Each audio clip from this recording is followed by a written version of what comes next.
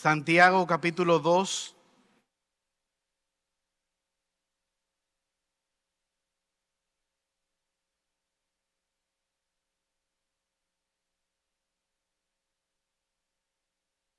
Desde el versículo 1 en adelante. Amonestación contra la parcialidad. Hermanos míos, que vuestra fe en nuestro glorioso Señor Jesucristo sea sin acepción de personas. Porque si en vuestra congregación entra un hombre con anillo de oro y con ropa espléndida, y también entra un pobre con vestido andrajoso, y miráis con agrado al que trae la ropa espléndida y le decís: siéntate tú aquí en buen lugar. Y decía al pobre: estate tú allí en pie, o siéntate abajo mi estrado. ¿No hacéis distinciones entre vosotros mismos y venís a ser jueces con malos pensamientos? Hermanos míos, oíd.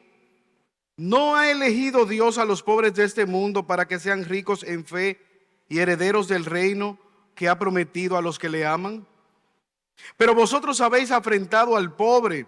¿No os oprimen los ricos y no son ellos los mismos que os arrastran a los tribunales? ¿No blasfeman ellos el buen nombre que fue invocado sobre vosotros? Si en verdad cumplís la ley real conforme a la Escritura: amarás a tu prójimo como a ti mismo, bien hacéis. Pero si hacéis acepción de personas, cometéis pecado y quedáis convictos por la ley como transgresores. Porque cualquiera que guardare toda la ley, pero ofendiere en un punto, se hace culpable de todos. Porque el que dijo: no cometerás adulterio, también ha dicho: no matarás. Ahora bien, si cometes adulterio, pero matas, ya te has hecho transgresor de la ley. Versículo 12. Así hablad y así haced, como los que habéis de ser juzgados por la ley de la libertad. Porque juicio sin misericordia se hará con aquel que no hiciere misericordia. Y la misericordia triunfa sobre el juicio. Señor, una vez más, queremos presentarnos delante de ti, dándote gracias, oh Señor, porque tú nos permites venir aquí a este lugar para adorar tu nombre por medio de las alabanzas, de los himnos, de los cánticos. Te suplicamos en este momento que nos permitas adorarte escuchando tu palabra. Háblanos. Necesitamos de tu palabra. Tu pueblo necesita ser alimentado por el buen pastor que eres tú, oh Dios eterno. Pero no solamente nos dé el escuchar tu palabra, danos la disposición de recibirla. Confróntanos, oh Señor, con el favoritismo en nuestras propias vidas y llévanos, oh Señor, al punto de ser agradecidos por la salvación que tú nos has dado, evidenciándola teniendo misericordia por aquellos que nosotros pensamos están lejos de ti. Ayúdanos, oh Señor, porque te lo pedimos por los méritos de Jesús. Amén. Reúnanme en la plaza a todos los que son pobres. Todos los pobres, agrúpenmelo en la plaza. Estas fueron las palabras del general Lavera. Llegado el día, todos los pobres fueron acumulados en aquella plaza. Algunos no eran pobres, pero se pusieron ropa pobres para beneficiarse, ya que decían: nos están convocando para darnos dinero. Otros decían: no, eso es que nos van a dar ropa. Y un tercer grupo pensaba que eran alimentos que les iban a impartir. Llegado el día, aquel malévolo general llegó a la plaza acompañado de más de 1000 soldados. Le preguntó a los pobres: ¿de qué usted vive? Y el primero respondió: yo vivo de la caridad pública. Me falta un brazo y no puedo trabajar. La respuesta de aquel general perverso fue: póngase de este lado. Así fue preguntando a la gran mayoría de los que estaban en aquel lugar. Quedando el último de los pobres, le preguntó: ¿y usted qué hace aquí? ¿De qué usted vive? Y él dijo: Yo vivo de mis propios recursos, yo no necesito nada. Aunque aquel hombre era pobre, se había llenado sus bolsillos de algunos metales y metió la mano en su bolsillo, hizo un ruido, haciendo creer que tenía dinero en sus bolsillos. El general le dijo: váyase a su casa, que esta reunión no es para usted. Y luego de esto ordenó a sus militares: fusílenme a todos estos pobres. Vamos a salir de todos estos pobres. Inmediatamente fue el clamor de aquella multitud. Y uno les dijo: compadre, si usted sabía que nos iban a fusilar, ¿por qué usted no nos advirtió? Y aquel falso rico les dijo: yo no sabía para qué nos estaban convocando. Ahora yo sí sé algo. Al pobre no lo convocan, al pobre no lo llaman para nada bueno. Aunque esto es un cuento, es una historia ficticia, en muchos contextos esto es una gran realidad. A los pobres no lo convocan para nada bueno. En nuestra sociedad es común ver que a los pobres son convocados en los momentos de las campañas electorales. Pero aunque esto pasa en la humanidad sin Dios, no debe pasar en la congregación de los santos. El pasaje que nosotros acabamos de leer nos da una gran advertencia a no menospreciar a los demás por la carátula, no menospreciar a los demás por el estatus social. En el sermón pasado abordamos los primeros 4 versículos, donde Santiago da una advertencia: cuidado con el favoritismo. En esta mañana vamos a abordar desde el versículo 5 en adelante. Pero para poner el texto en su contexto, por amor a aquellas personas que están con nosotros por primera vez, es bueno recordar que la palabra favoritismo es de la palabra griega que significa prosopolepsia. ¿Usted se acuerda el nombre que sugerimos para alguna embarazada de este lugar? ¿Y qué significa prosopolepsia? Juzgar mirando a la cara. Déjame mirar tu cara para yo tomar la decisión. Evaluar un libro por la tapa, por la carátula. Mirar a los demás con prejuicios. Y decíamos el domingo pasado que todos nosotros tenemos prejuicios. El pobre rechaza al rico, el rico rechaza al pobre. Por la apariencia física hay prejuicio. Decíamos que el que esté en sobrepeso quizás mira al que hace ejercicio como un vanidoso, y el que hace ejercicio mira al que está en sobrepeso como haragán. Aún en la iglesia, aquellos que son más fogosos adorando pueden ser tildados de que están llamando la atención sobre sí mismos. Favoritismo por el partido político. Todos los de ese partido son de tal o cual manera. Por el color de la piel, por la edad, por el nivel de educación, por el lugar donde vive la persona, por el lugar quizás donde nació. De Nazaret puede salir algo bueno, decían de Cristo. Ahora, hermanos, hay una nota aclaratoria. Al hablar de favoritismo decíamos que no significa que nosotros demos honra a quien honra merece. Si en este lugar viniera un presidente, un dignatario, por el cargo que él está representando debemos darle respeto. La palabra nos manda a dar al César lo que es del César, honrar a los gobernantes, orar por ellos. Somos llamados también a honrar a los líderes que nos sirven, a las autoridades en sentido general. Pero al mismo tiempo, este es un pasaje que no está aquí para que evaluemos a los líderes o a los pastores, para que podamos salir a ver dónde hay favoritismo, dónde se manifiesta el favoritismo, y nos convirtamos en cazadores de injusticia. Esto está aquí para que nosotros veamos nuestro propio corazón. No mires hacia afuera, mira hacia tu propio corazón. Pero también es bueno resaltar que cuando hablamos de favoritismo no significa que entre creyentes no se dé un lazo de amistad más profundo. Es normal que entre creyentes haya amistades profundas. No significa que usted tenga que tener el mismo trato con todos los creyentes y hacer lo mismo con todos los creyentes.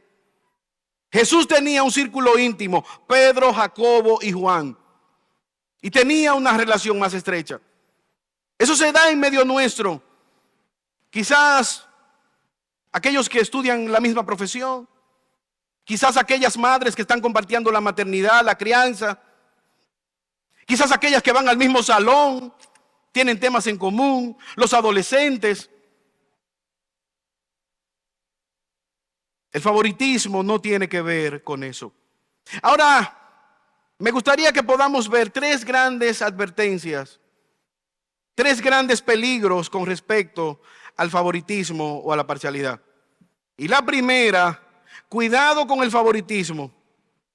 El favoritismo es peligroso porque con mucha frecuencia las riquezas externas no son sinónimo de riquezas internas.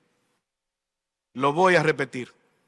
Cuidado con el favoritismo, porque con mucha frecuencia las riquezas externas no son evidencia de que se tenga riquezas internas. Versículo 5, léalo conmigo, por favor.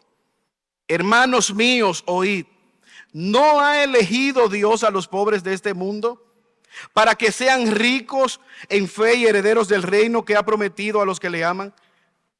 Pero vosotros habéis afrentado al pobre. ¿No os oprimen los ricos y no son ellos los mismos que los arrastran a los tribunales? ¿No blasfeman ellos el buen nombre que fue invocado sobre vosotros? Santiago les está diciendo, las riquezas externas no siempre son un indicativo de piedad. Miren su propia evidencia. ¿A quién ha llamado Dios en su gran mayoría? A los pobres, a los menesterosos. No asuman que porque alguien tiene dinero ya es una persona piadosa. No asuman que porque alguien tiene dinero, recursos de esta tierra, es una persona que está siendo bendecida por Dios. Miren el carácter de Dios. ¿Usted recuerda a Juan el Bautista cuando está preso, manda a preguntar a Jesús si Jesús era el Mesías o había alguien más? Jesús le dice, díganle a Juan que el evangelio está siendo proclamado a los pobres. Y no son pobres espirituales, son pobres económicos. Aquí Santiago está haciendo lo mismo con una exhortación amorosa. Y es común ver en Santiago que cuando él tiene un énfasis, él dice, es antecedido por hermanos míos. Hermanos míos, queridos hermanos, por favor, ¿cómo es que ustedes están pensando que la abundancia económica está relacionada con una abundancia espiritual? Directo al corazón, directo, claro, preciso.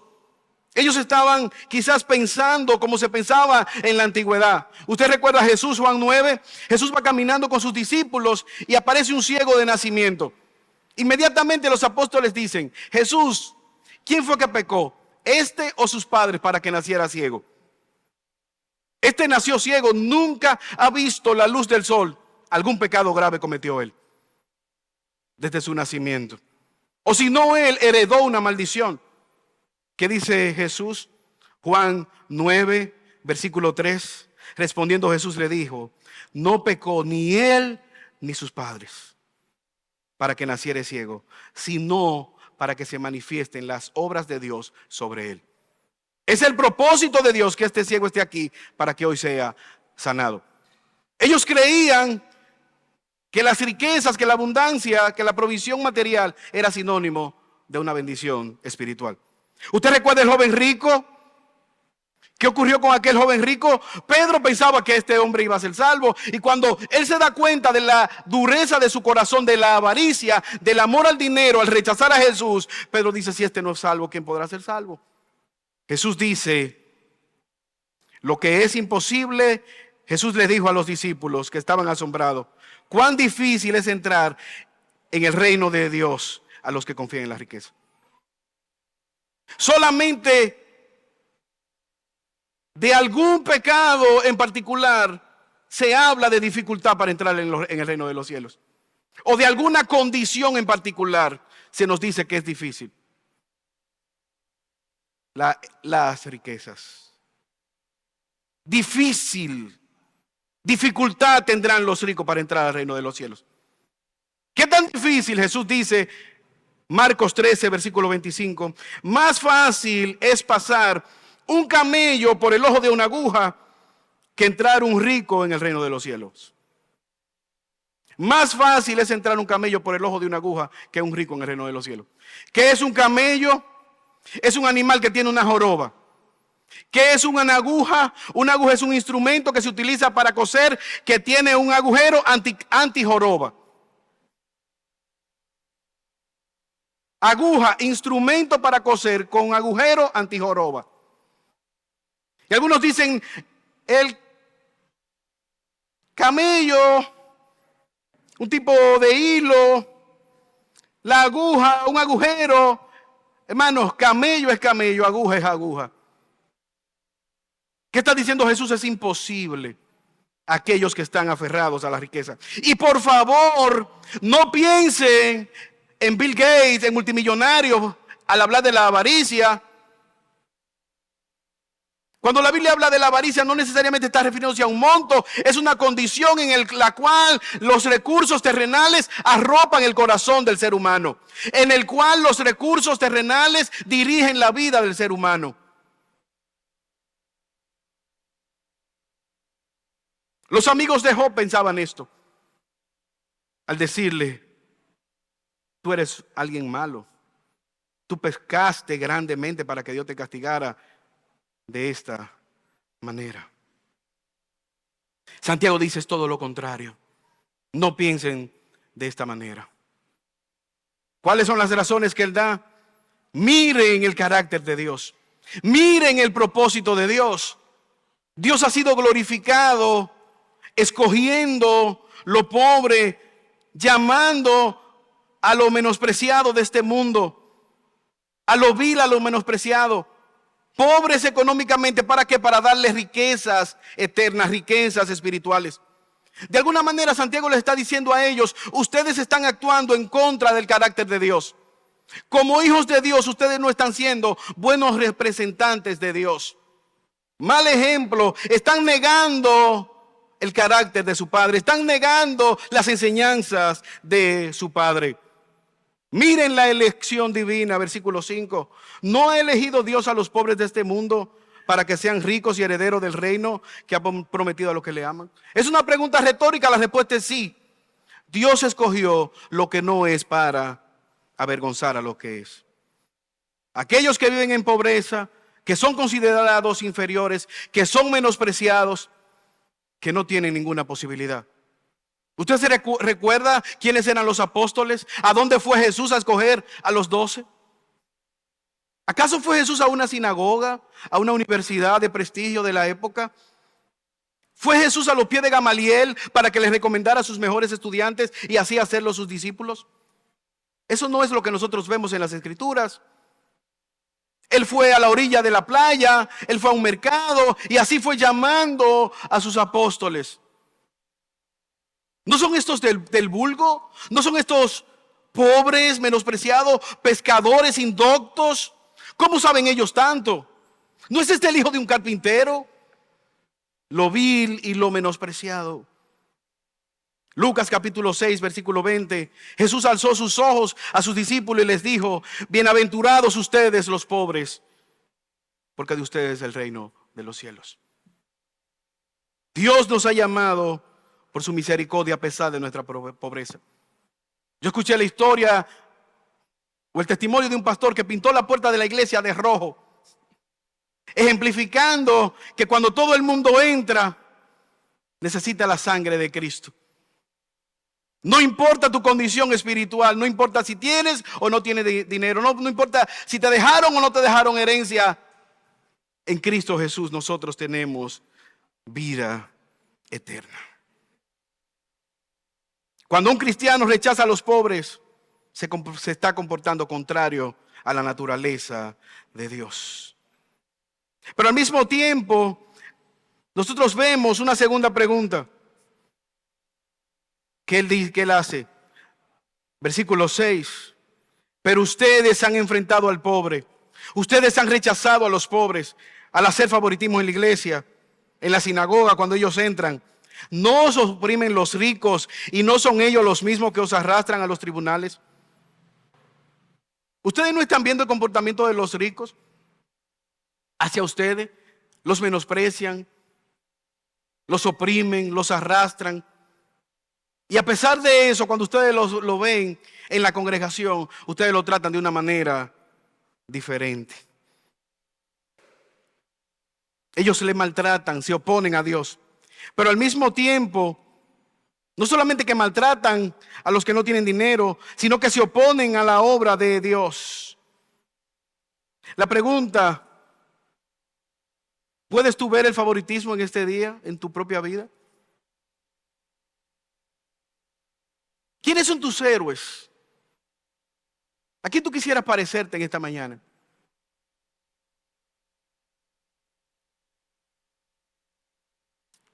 Cuando yo era niño, teníamos un amigo, jugábamos pelota en la calle, y ese era el muchacho más tramposo jugando pelota. Pero ¿sabes qué? Teníamos que aguantarle todas las trampas. ¿Tú sabes por qué? Porque era el dueño del bate. Y él desbarataba el juego, me llevo el bate. Tuvimos que aguantarle la trampa. Sí, vamos a dejársela para seguir jugando. Eso fue hasta que después conseguimos otro bate y ya entonces cambió la historia. ¿Qué tú tenías que Dios vio en ti? Que dijera, wow, a este me interesa, porque mira, yo veo futuro. ¿Qué vio Dios en ti o en mí para escogernos? Pecado. Dios escogió su pueblo. Y al escoger su pueblo, ¿qué pueblo crees que escogió Dios?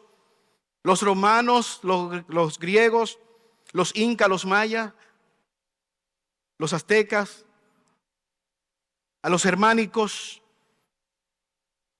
¿Cuál fue el pueblo que él escogió? Deuteronomio capítulo 7, versículos 7 al 8. No por ser vosotros más que todos los pueblos, os ha querido Jehová y os ha escogido, pues vosotros erais el más insignificante de todos los pueblos. Versículo 8 de Deuteronomio 7. Sino por cuanto Jehová os amó y quiso guardar el juramento que juró a vuestros padres, os ha sacado Jehová con mano poderosa y os ha rescatado de servidumbre de la mano de Faraón. Oiga el piropo que Dios le da al pueblo de Israel. Se parece, a veces mi esposa me dice cosas y yo le pregunto, ¿es un halago? Y yo digo, sí, pero yo no me siento halagado. O sea, Dios le está diciendo, ustedes eran insignificantes, esclavos, menospreciados, viles, y yo les escogí. ¿Por qué? Por mi misericordia, porque les amé. La razón no está en ustedes, la razón está en Dios. La razón está en mí, dice Dios. ¿Cuál es la gran incoherencia? Que el pueblo de Dios practique el favoritismo. Que un pueblo esclavo que no tenía nada menosprecie a los demás. Primera a los Corintios, capítulo 1, versículo 26 al 30, el apóstol Pablo le dice a la iglesia de los Corintios, una iglesia que se había creído grande, que tenía todos los dones, que tenía la manifestación del Espíritu. Pablo le dice, mirad entre ustedes vuestra vocación. No son muchos sabios, no son muchos poderosos según el mundo, ni nobles. Lo vil, lo menospreciado, escogió Dios para avergonzar a lo sabio. Lo débil para avergonzar lo fuerte. Y lo vil del mundo, escogió Dios para deshacer lo que es. Es una incoherencia que el pueblo de Dios, salvo por su misericordia, salvo por la gracia de Dios, salvo a pesar de su pecado, salvo por la obra de Cristo en la cruz del Calvario, pueda pararse y llegar a una mentalidad de rechazar a otro porque es pecador. ¿Y qué somos nosotros? ¿Quién te has creído que eres?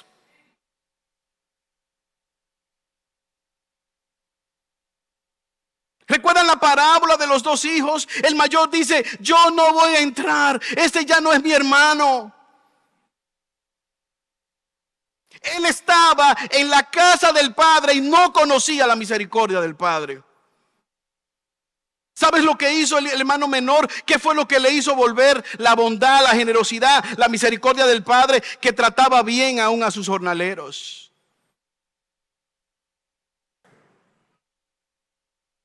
Hermanos, si no estamos abogando que seremos salvos simplemente por ser pobres económicamente. Eso no es lo que está diciendo. Santiago está advirtiendo que hay un peligro en las riquezas y que hay un peligro en valorar a las personas por las riquezas. ¿Sabes por qué? ¿Cuál es el peligro? Porque las riquezas pueden dar una falsa seguridad de sabiduría. Usted ha visto a las personas ricas, ellos pueden hablar porque son ricos. tienen el derecho de hablar. La palabra de Dios nos muestra que Jesús habló de una parábola, para muchos no fue una parábola, de un hombre rico y un pobre que estaban en el infierno. Y el rico en el infierno dice: Abraham, manda a uno de estos muertos que resucite y que vaya a mi casa, porque yo tengo unos hermanos que no quisiera que vengan a este lugar de tormento. Y Abraham le dice a Moisés y a los profetas: tienen para que les escuchen. Y Moisés y a los profetas no necesariamente está diciendo que era que ellos estaban vivos, sino que en el Antiguo Testamento se habla así: Moisés, los profetas y los salmos.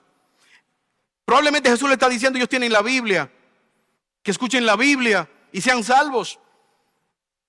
Y el rico dice: no, ellos no van a la iglesia, ellos no escuchan la Biblia. Él estaba en la condición del infierno porque no prestó atención a las Escrituras.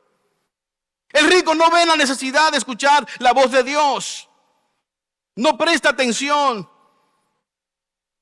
Por eso es una incoherencia decir: mira, un vacío, tú tienes una necesidad.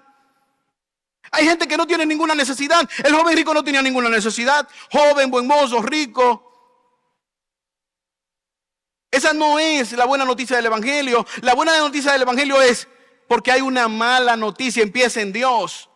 Tus riquezas no te podrán salvar. Tu condición económica no te podrá salvar. Tu intelectualismo no te salvará. Tu apellido no te va a salvar. Lo único que nos salva es la obra de Cristo en nuestro favor en la cruz del Calvario. Pero las riquezas son peligrosas porque dan una sensación de que yo no tengo que escuchar a Dios. Pero Santiago resalta un segundo problema de esa posición económica arrogante, y es la capacidad de blasfemar el nombre de Dios. ¿No son ellos que blasfeman? Usted recuerda el Salmo 73, Asaf, versículo 7, como dice Asaf: porque tuve envidia de los arrogantes, viendo la prosperidad de los impíos. Versículo 8, se mofan y hablan con maldad de hacer violencia, de dañar al pobre. Hablan con altanería, ponen su boca contra el cielo y su lengua recoge la tierra. Son altaneros. Y es eso lo que Santiago está atacando. Vaya conmigo 2 hojas hacia adelante, capítulo 4, Santiago, como él dice. Mira cómo hablan ellos, en su seguridad, en su falsa expectativa de seguridad. Versículo 13, Santiago 4. Vamos ahora los que decís: hoy y mañana iremos a tal ciudad, estaremos allá un año, traficaremos, ganaremos, cuando no sabéis lo que será del día de mañana. Porque ¿qué es vuestra vida? Ciertamente es neblina, que se aparece por un poco de tiempo y luego se desvanece. Versículo 15, en lugar de lo cual deberías decir: si el Señor quiere, viviremos y haremos esto o aquello. Pero ahora os jactáis en vuestras soberbias. Toda jactancia semejante es mala. ¿Qué hace la riqueza? Llevan al ser humano a la arrogancia. De aquí a un año yo me visualizo, yo me veo. ¿En serio? ¿De verdad? Ahora, hermanos, cuidado, porque no es decir si Dios quiere. Eso no es un abracadabra. No es que al final de todos nuestros deseos decir si Dios quiere. Es entender que Dios es el que gobierna nuestra vida, que en sus manos está nuestra existencia y que lo que somos y lo que seremos está en sus manos. Eso no pasa muchas veces con el rico por su falsa seguridad. ¿Usted recuerda, Amós, lo que habíamos predicado? Cómo Dios juzga por la avaricia que le llevaba a cambiar un pobre por un par de zapatos. Pisar la cabeza de los desvalidos, tuercen el camino de los humildes. Hermanos, ¿qué implicaciones tiene eso para nosotros? Varias implicaciones. Cuando tú y yo manifestamos el favoritismo y asumimos que porque una persona tiene recursos es mejor que otra, no estamos evidenciando el carácter de Dios. Pero hay una segunda implicación. Tampoco estamos reflejando la misericordia y el amor que Dios ha tenido para con nosotros. Gálatas capítulo 2, versículo 10. El mismo Santiago y el apóstol Pablo dice que Santiago le dijo: acordaos de los pobres y tener misericordia para con ellos. madre, padre que están aquí. No seas como aquella coaching de superación personal llamada doña Florinda, que le decía a su hijo Kiko: no te juntes con esa chusma. Enseña a tus hijos que lo más importante no es los recursos económicos que pueden amontonar. Enséñales, como le enseñó Loida y Eunice a su nieto, hijo Timoteo, que lo más importante es una fe. Enséñales que si Cristo, siendo Dios glorioso, dejó su gloria y vino a nacer en un pesebre por nuestros pecados, vivir como un carpintero y morir como un vil ladrón rodeado de ladrones, ¿quiénes somos nosotros para creernos mejor que Jesús? Si Dios te perdonó, si Dios te salvó, ¿por qué menosprecias a los demás? ¿Sabes lo que es el legalismo? El legalismo es abrazarme a una cualidad, a algo que yo creo que puedo hacer, y discriminar a los demás porque no hacen lo que yo hago, no oran como yo oro, no caminan como yo camino. ¿Qué tienes que no hayas recibido? Y si lo recibiste, ¿de qué te glorías? Cuidado con el favoritismo, porque las riquezas externas no siempre evidencian riquezas internas. Pero hay un segundo peligro con respecto al favoritismo. Cuidado con el favoritismo, porque el favoritismo es contrario a la gran comisión. Jesús está enseñando y se le acerca un maestro de la ley y le dice: ¿cuál es el más importante de todos los mandamientos? El cardinal. Los maestros tenían mandatos que decían: este es el más importante. Dime cuál es el principal, oh Jesús. Jesús le respondió: amarás al Señor tu Dios con todo tu corazón y con toda tu alma y con toda tu mente. Este es el primero, y el segundo es parte del mismo. ¿Cuál es el segundo? Amarás a tu prójimo como a ti mismo. Aquí se resume todo el Antiguo Testamento. Ama a Dios por encima de todas las cosas y ama a tu prójimo como a ti mismo. De manera vertical amar a Dios, de manera horizontal a los demás. De hecho, todo pecado es un pecado primariamente hacia Dios y luego de manera horizontal hacia los semejantes. Cualquier pecado. La mentira es un pecado contra Dios. Dios es veraz, y horizontalmente contra quien tú estés mintiendo. El adulterio es un pecado contra Dios, que es fiel, y después contra tu cónyuge. Todos y cada uno de los pecados evidencian una violación a Dios y de manera horizontal a los demás. Pero ¿sabes qué? Dios no solamente dijo que debíamos amar al prójimo como a nosotros mismos, sino que también Él comisionó a la iglesia, a los creyentes, a ir en rescate de los que estaban perdidos. Y eso es lo que se conoce como la gran comisión. Ahora, alguien puede decir: Santiago está exagerando con el favoritismo. Se está pasando, Santiago, porque yo soy creyente y todos tenemos pecado. Pero mira lo que está diciendo Santiago, versículo 8. Si en verdad cumplís la ley conforme a las escrituras, amarás a tu prójimo como a ti mismo, bien haces. Pero si haces acepción de personas, cometes pecado. ¿Por qué? Y quedáis convictos de la ley como transgresores. Porque cualquiera que guardare toda la ley, pero ofendiera en un punto, se hace culpable de todos. Porque el que dijo: no cometas adulterio, también ha dicho: no matarás. Ahora bien, si no cometes adulterio, pero matas, te hace transgresor de la ley. Imagínese, usted ve su vehículo, usted lleva su cinturón, de repente se mete en rojo, del otro lado hay un AMET. El AMET le dice: te vi, te en rojo. Y usted le dice: señor oficial, tengo la licencia, tengo la matrícula, tenía el cinturón puesto, tengo un triángulo, es más, tengo hasta un botiquín, que muy poca gente tiene botiquín. Yo tengo un botiquín. Pero si es un AMET serio que no se deja sobornar, le va a decir: violaste el semáforo, te haces reo de toda la ley de tránsito. Violaste la ley de tránsito. Es esta la manera de ilustrar lo que Santiago está diciendo.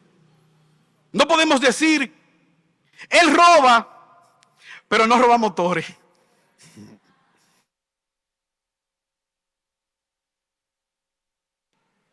¿Qué demanda Dios del ser humano? Que seamos perfectos, que guardemos, que cumplamos toda la ley. Hay una canción, Salmo 1, que una artista dominicana la hizo famosa. Y con mucho fervor la cantábamos. Bienaventurado, como árbol plantado serás. Entonces la gente se llenaba y ¡ta! ¿Quién es ese? Salmo 1. ¿Quién es ese bienaventurado que nunca anduvo en consejo de malos? Que nunca se sentó en camino de pecado, que nunca se sentó en silla de escarnecedores, que nunca caminó camino de pecadores. ¿Quién es ese que meditó en la ley de Dios cada segundo de su existencia? De día y de noche meditó en la ley de Dios. ¿Quién es ese que aún estando ante los principales gobernantes de la tierra y amenazándole con matarle, fue fiel a Dios? ¿Quién es ese que aún estuvo dispuesto a derramar su sangre desde su cuna hasta su tumba? No eres tú, no soy yo, es Jesucristo. Ese que es bienaventurado no somos nosotros. Por eso Santiago no nos está diciendo que debemos ser perfectos para ganar nuestra salvación. Hay una ley, la ley de la libertad. ¿Cuál es esa ley? El evangelio que nos hace libres. Por la obediencia de Cristo, por la fidelidad de Cristo, por la obra de Cristo tenemos vida eterna.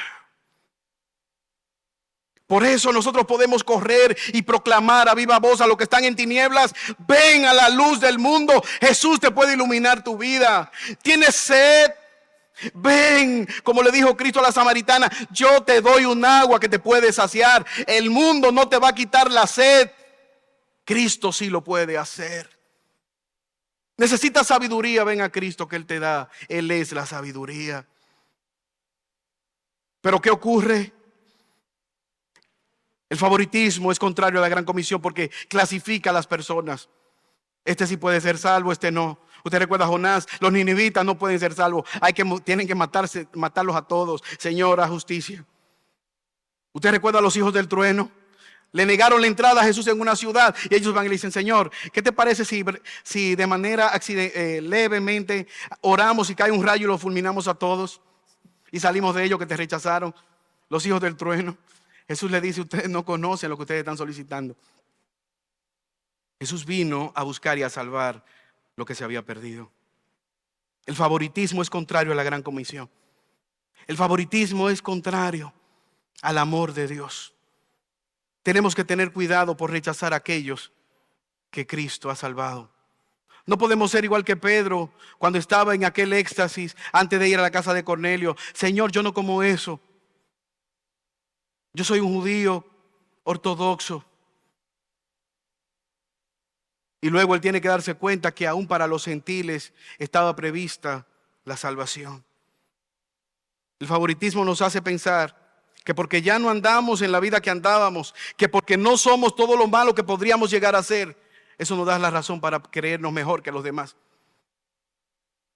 Si no estamos metidos hasta la coronilla en el pecado, no es por nuestras bondades, es por la misericordia de Cristo que nos sostiene. Es por el Espíritu Santo que nos está guiando, intercediendo por nosotros a pesar de nuestras malas decisiones. El favoritismo es peligroso porque la evidencia de que hemos recibido misericordia es que tenemos misericordia. La evidencia de que alguien ha recibido misericordia, ¿sabe cuál es? Tiene misericordia con los demás. Versículo 12. Así hablad y haced como los que habéis de ser juzgados por la ley de la libertad. Porque juicio sin misericordia se hará con aquel que no hiciere misericordia. Y la misericordia triunfa sobre el juicio. ¿Cuál es esa ley de la libertad? Ya dijimos, el evangelio. Pero ahora Santiago está diciendo que así como se ha tenido misericordia, con aquel que se ha tenido misericordia, se conoce porque es misericordioso. ¿Usted recuerda a Jesús invitado a comer donde un fariseo, un ex leproso? Jesús está sentado y de repente entra una mujer, reputación dudosa, no habla, no hace nada. Jesús está sentado en la Antigüedad, las mesas eran en el suelo, muy bien bajas, los pies hacia atrás. Inmediatamente esta mujer entra, rompe un frasco de alabastro, perfume carísimo, más de un año de trabajo para comprar este perfume. Lo derrama, llora sobre los pies de Jesús, los besa, lo enjuga. Y aquel hombre dice, si este fuera un profeta, si este fuera realmente el Hijo de Dios, supiera quién es esta mujer que le está tocando. Es ahí donde Jesús confronta a aquel hombre y le dice, mira, yo llegué, tú ni siquiera me diste un beso. Yo llegué y esta mujer no ha dejado de besar mis pies polvorientos. Yo llegué a tu casa y por cortesía en la antigüedad, en vez de brindarle café a las personas, venía el esclavo de más bajo nivel con un cubo y lavaba los pies como un acto de cortesía. Andaban en sandalias en un desierto, los pies estaban siempre sucios. Tú no me lavaste los pies, no mandaste a alguien que me lavara los pies, no tuviste ese acto de cortesía, ni siquiera cafecito me colaste. Pero esta mujer, a pesar de que fue ayer sábado al salón, no ha parado con este perfume de lavar mis pies sin hablar. Y no ha buscado una toalla. Ella está secando los pies con sus propios cabellos. Jesús da la razón. ¿Sabes cuál es la razón? Aquel fariseo no se veía a sí mismo como necesitado de Jesús. Se veía a sí mismo como justo, como piadoso.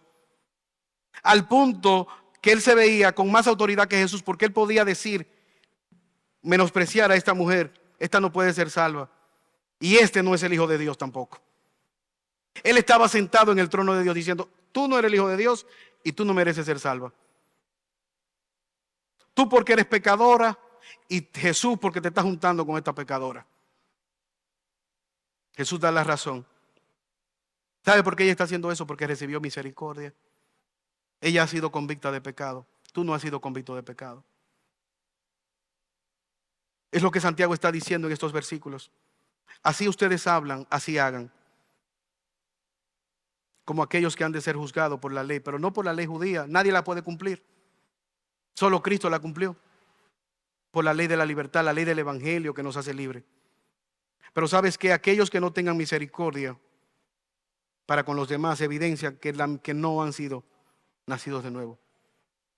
No se tendrá misericordia. ¿Usted recuerda la oración del Padre Nuestro? Si tú no perdonas las ofensas de aquellos que te han ofendido, Jesús dice, tampoco mi Padre Celestial os le perdonará. En Moisés, en la ley, todos mueren. La ley nos declara culpable. Cristo nos hace libre por su obra y su victoria en la cruz del Calvario. Finalmente, la más grande evidencia de la misericordia la vemos nosotros en Mateo capítulo 25, del 34 al 40. Me gustaría que fuéramos allá y que lo leyéramos.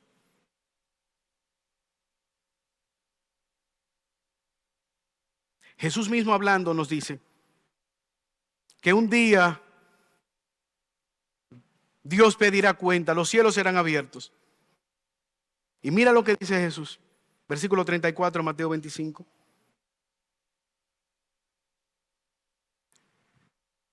Entonces el rey les dirá a los de su derecha, venid, benditos de mi Padre, heredad del reino preparado para vosotros desde la fundación del mundo. ¿Cuál es la razón? Porque tuve hambre y me diste de comer. Tuve sed y me diste de beber. Fui forastero y me recogiste. Estuve desnudo y me cubriste. Estuve enfermo y me visitaste. En la cárcel y vinisteis a mí. Versículo 37. Entonces los justos les responderán diciendo, Señor, ¿cuándo te vimos hambriento y te sustentamos, o sediento y te dimos de beber? Versículo 38. ¿Y cuándo te vimos forastero y te recogimos, o desnudo y te cubrimos? ¿O cuando te vimos enfermo o en la cárcel y vinimos a ti? Y respondiendo el rey les dirá: de cierto os digo que en cuanto lo hicisteis a uno de estos hermanos más pequeños, ¿qué dice Cristo? A mí me lo hicisteis. Pero las cabras serán también separadas por esta misma razón. Él no está diciendo que van a ganar la salvación. Él está diciendo los que han sido justificados. ¿Cuál es la razón de esta clasificación? Cabras de ovejas, vida eterna de condenación, la manifestación de misericordia. Actos que no pueden ser remunerados a pobres, a indefensos, a enfermos, a personas desnudas, a personas sin patria.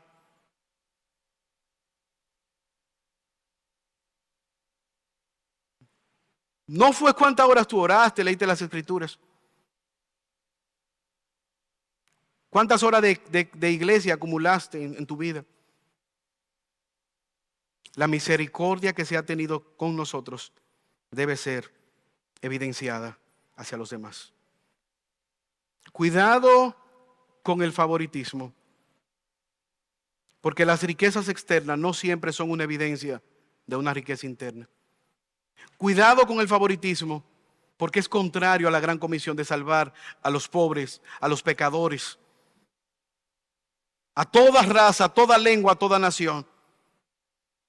Cuidado con el favoritismo, porque la evidencia de que alguien ha nacido de nuevo, ¿sabes cuál es? Que como ha tenido misericordia con él, como han tenido misericordia con ella, se conoce. ¿Por qué? Porque tiene misericordia con los demás. Yo tengo un amigo, José Manuel Genao, estudiamos juntos, y él me dijo algo muchos años, 20 años atrás, que nunca se me olvida. Él me dijo: en este colegio yo tengo que comportarme de una manera digna como estudiante. Sus padres son dos agricultores, no son gente de renombre, pero lo que él me dijo: mis profesores no conocen a mis padres, pero son las personas más íntegras que yo conozco. Y yo me muero si en algún momento vinieran ellos a darle una queja en el colegio, si ellos tenían que venir por algo negativo. Yo quiero representarles fielmente. Aunque ellos no conozcan a mis padres, yo quiero que por mi comportamiento ellos puedan ver quiénes son mis padres. La iglesia es una comunidad de gente imperfecta, pecadora, pero que manifiesta la misericordia de Dios. Pero que debe brillar por la misericordia, por ser un pueblo de gente totalmente diferente, de muchísimos contextos, pero que tienen un gran Salvador, un gran Dios misericordioso. Y en la manera que tú y yo no practicamos el favoritismo, en la manera que tú y yo nos comportamos, el mundo ve y ha de creer en Cristo. Señor, gracias porque tú eres un Dios misericordioso. Líbranos, oh Señor, del favoritismo.